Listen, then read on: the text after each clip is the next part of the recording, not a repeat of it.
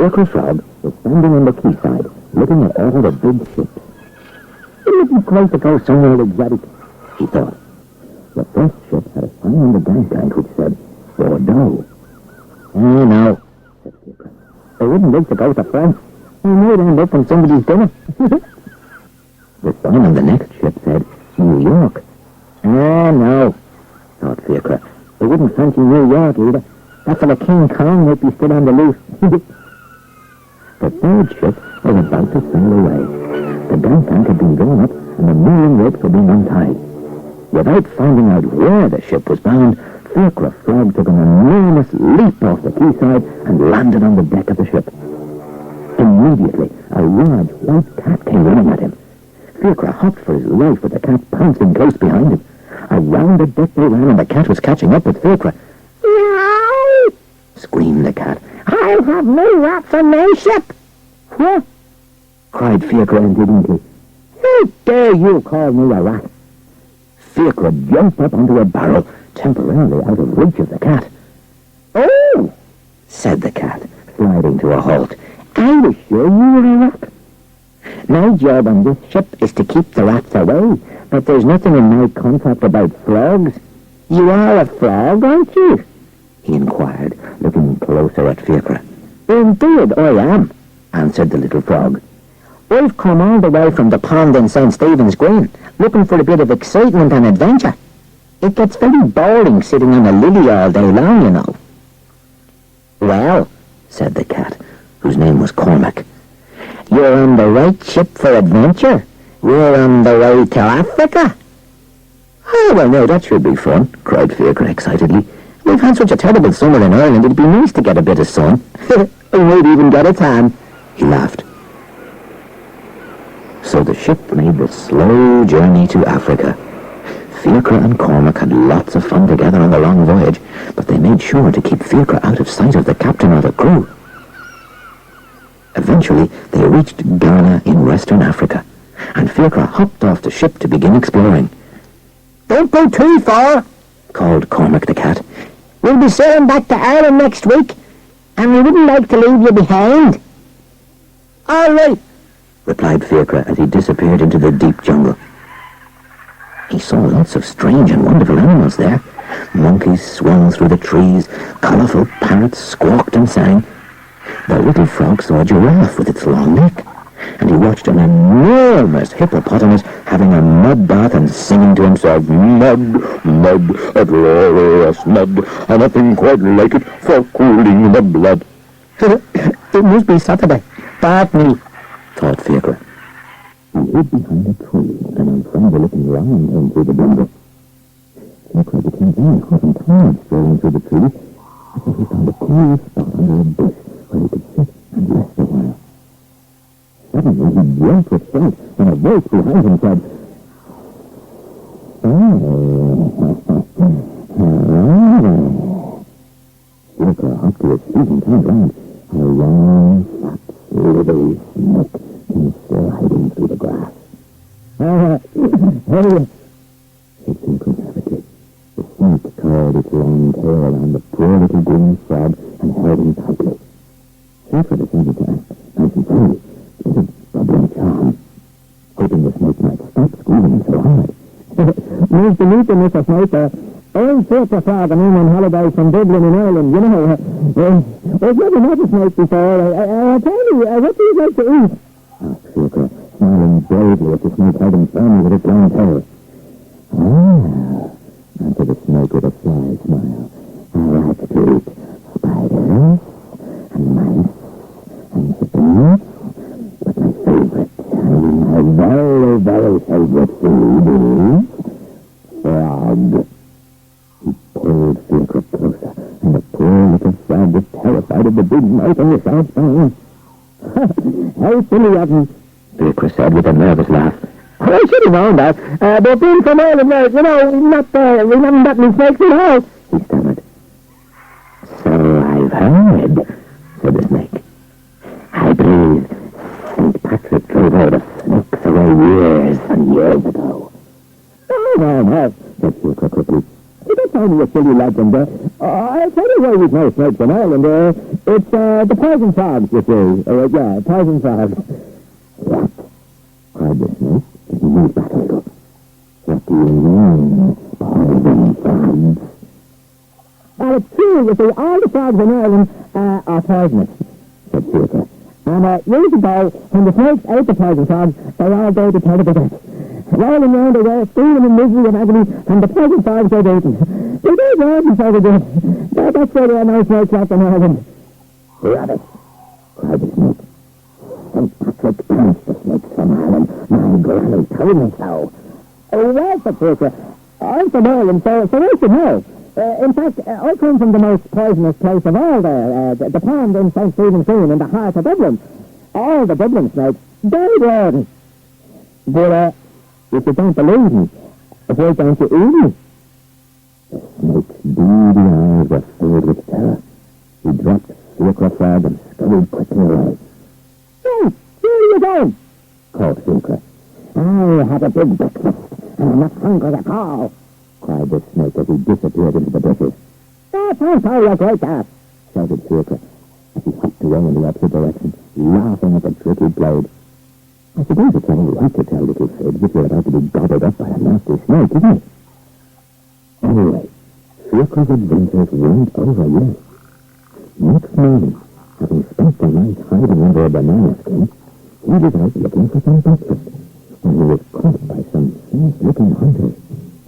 And what do you think was their favorite food? You guessed it. Frog.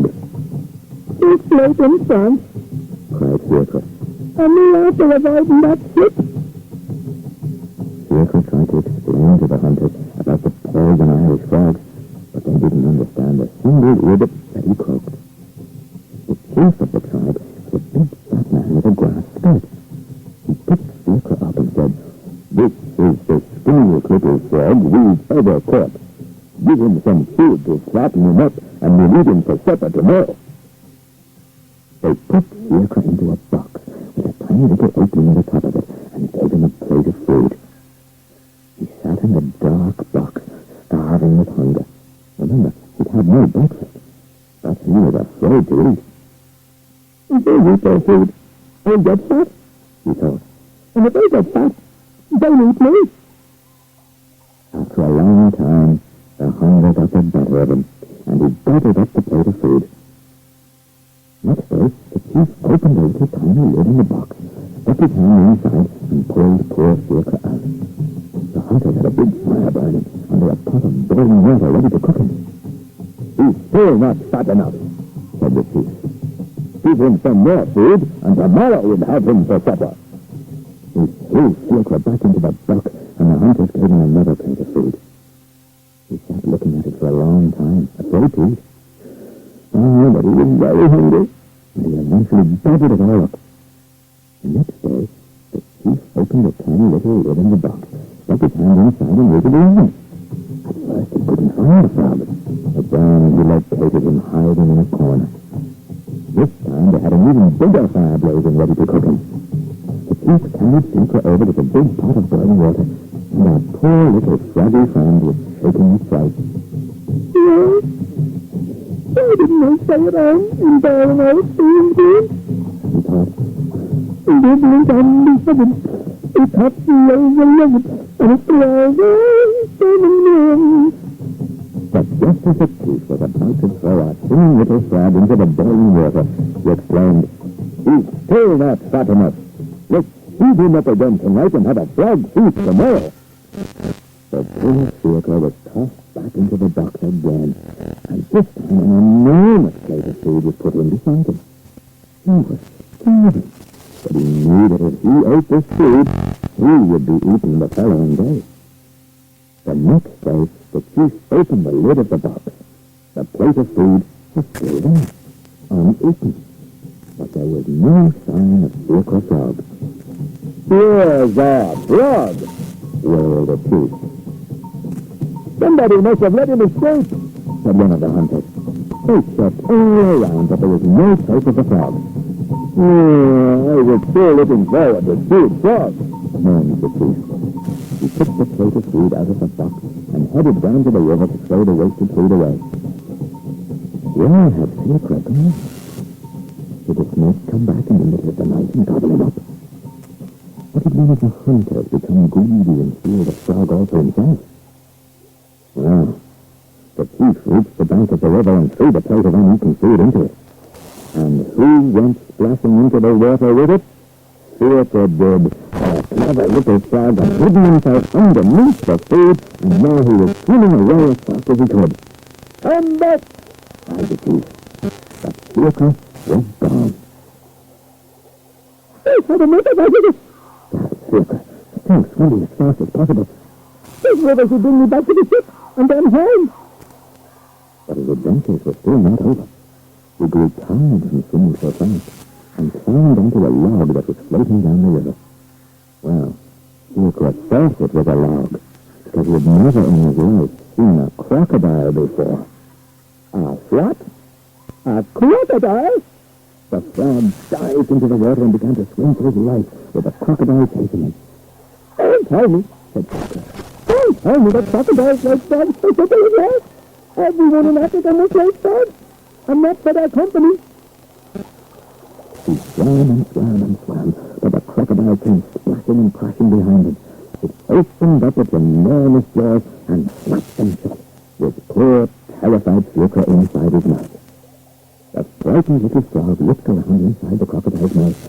Big, sharp teeth all around. "Come here," he called. "Get me out of here. This is my life to keep here." "You're my supper, little frog," growled the crocodile.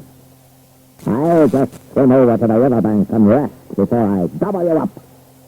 "Tell me this, Mr. Crocodile," asked Fiachra. "Will you eat me, or this big rock in here first?" "What big rock are you talking about?" asked the crocodile. "The big rock you swallowed when you grabbed me," answered Fiachra. "You see, you're over here on the left." He punched the crocodile's long, pink tongue. Then he rolled over to the other side of the crocodile's mouth. "And the rock is over here on the right." Fiachra rolled himself up into a hard little ball, and the crocodile wagged its big tongue over him. Oh, I see what you mean," said the crocodile, who thought Fiachra all rose up like a rock. "Wait a minute while I spit this rock out of my mouth. Then I'll eat you up, little frog." The crocodile spat hard, sending Fiachra far, far away downriver. "Thanks very much," called the little frog as he swam away. "That was a rotten trick," roared the crocodile. But he had sent Fiachra too far away to be able to catch him. So the frog made his way down the river and back to the ship. He was just in time, for the ship was about to set sail for Ireland. He jumped aboard and spent a long ride home recounting his adventures to Cormac the cat. And he was so glad when he got back to the peaceful pond in Stephen's Green. By the way, next time you're in Stephen's Green, if you stand by the pond, don't stand too close now, you don't want to fall in. But if you listen very carefully, you just might hear Fiachra's frog going, "Ribbit, ribbit, good turning 10 to 7, or the top to 11, and a stroll down Stephen's Green."